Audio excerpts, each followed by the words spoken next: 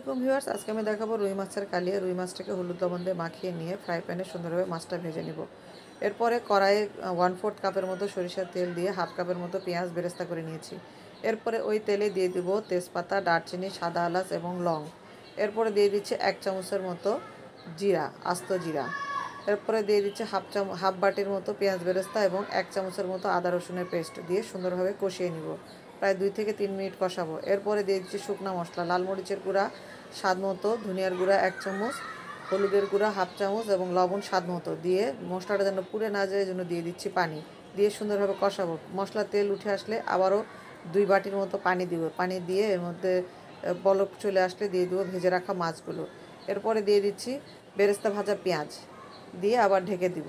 2-3 minute পরে সুন্দরভাবে ঝোলটা শুকিয়ে আসছে। এই সময় দিয়ে দিচ্ছি 1/2 চামচের মতো গরম মশলার গুঁড়া। এরপরে তৈরি হয়ে গেল মজাদার রুই মাছের কালিয়া।